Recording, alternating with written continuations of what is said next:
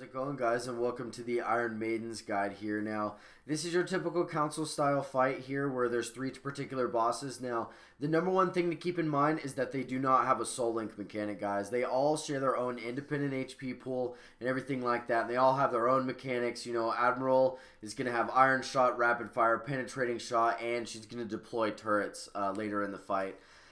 Each one of these particular mechanics that you're seeing now, like Enforcer, how she has the Blade Dash, the Shadows, and the Dark Hunt. Now, they are going to get more and more mechanics as the power bar on the boss itself does go up, during the actual fight itself.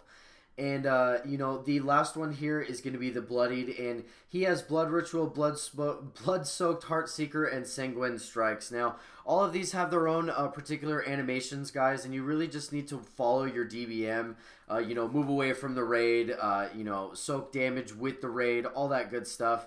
Just really pay attention to what's going on because this is a lot to take in an 11-minute video here, guys. And I'm going to put all of this, what I'm mentioning right now, in the actual comment section below. But anyway, about a minute into the fight, you're going to get the first, boat phase here. And what this is one of the bosses is going to go and escape to the actual boat itself that is coming. Now, before I get into anything, what is going on the main platform is bombs are being dropped down on the actual main platform itself.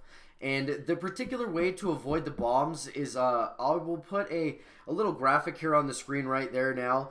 And you need to, the bombs themselves don't get armed. They drop and they're inactive, and then they blow up after a while. It's not like a instant damage that instantly happens right when it drops. And there's a pretty big distinction between which ones are active and which ones aren't, so you just need to maneuver around there and not really get hit. Now, each one of these boat phases has their own mini boss as well, and I will be going over this over the course of the video as well as in the comment section for the people who are really they learn more from reading as opposed to explaining. And each one of these mini bosses has their own mechanic and everything like that, but that'll all be in the comment section down below there and discussed later in the video. Now, what's going on over there is the bombs that are actually being sent back over to the other side. You can go over there and click on them and help out your raid, so not as many bombs themselves are going out. So once that does happen, you do just want to come back in. And if you take a notice to the power bar there, it's at about, I'd say, 20-25% there. And they're going to start getting more and more mechanics now. Game time is expiring. Anyway, you're going to want to really follow your DBM here, guys. And number one, pay attention to what is going on. Now, there is a few things that do need to be soaked with your raid as well, and not just necessarily things that you can just run away from. Now, the number one thing that I'm going to mention right now is Marak's Blood Ritual. Now, that targets a random player, guys, and that's going to draw a beam towards them. And at the end of 5 seconds, the Blood Ritual will cast, and all players within the straight line drawn from Markath will be targeted and are going to be dealt heavy shadow damage. Now, pretty much just whichever tank is taking him at the time needs to just stand in it with the person that's also taking it, so, they do not die, and anybody else is advised to get out of it. Now, Gar'an has a mechanic that is called Rapid Fire that targets a random player, and you're going to get notified, and that's that big red arrow over the head that's on the guy right where the mouse is there. That's kind of running away. It's the little monk thing over there. And that's basically just going to put an arrow on the target's head, and you just need to react pretty quick. Shortly after the buff is applied, Gar'an is going to begin bombarding that player's location with a series of 10 explosive shells. I repeat, 10 things that do damage. Do not stand in your group, especially if you are melee during this mechanic, because everybody's going to get mad at you and nobody's going to want to talk to you, and you're going to be the reason for wiping. Now, Sorka's Blade Dash itself does target a random player, and she's going to start teleporting to them and dealing damage to the target itself. And it's a lot like Kargas, same mechanic where he teleports and does damage in a circle. and you just goes right there. Now, if you see what's going on here, this is the opposite part of the boat phase here, guys. This is actually going to be when you don't go over to the boat. So this is a good example of where to stand and everything like that. And I'm also going to put that little graphic up there again.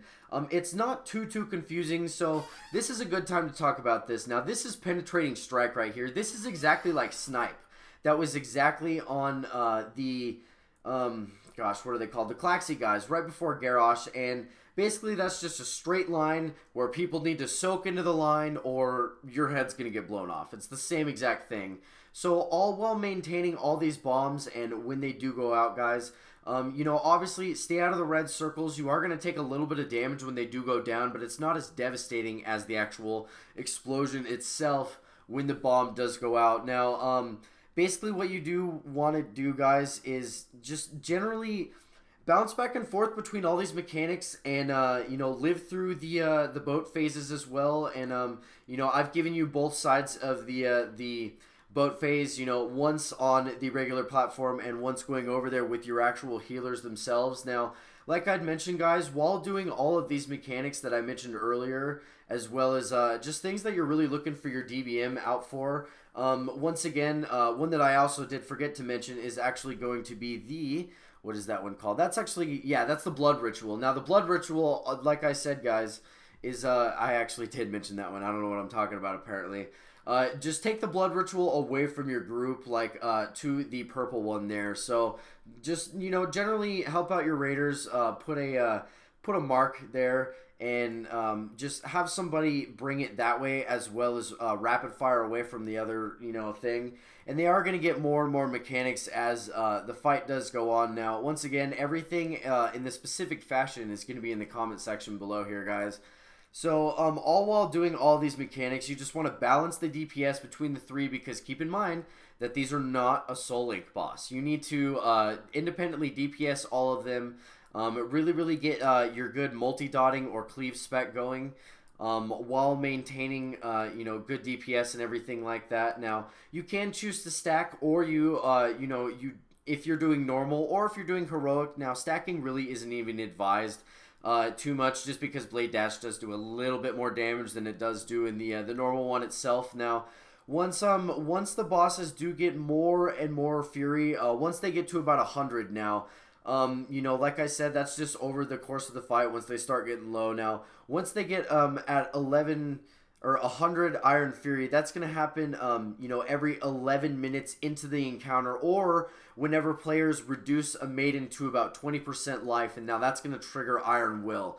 Now, keep in mind here, guys, we did this before 11 minutes, so we got it right now. See, they're at about 20% now there, so Markath is going to gain Sanguine Strikes, which deals raid-wide shadow damage to her based on her melee damage on the tank, and tanks and healers need to coordinate to keep cooldowns on track for this, because this is the big, like, oh my gosh, they're almost dead phase, guys. Now, Sorka is going to gain Dark Hunt, which she debuffs a random target player, and 8 seconds later, they're going to jump to them and deal extremely heavy damage. The targeted player should use, you know, like deterrence or just any damage reduction things that you have going on.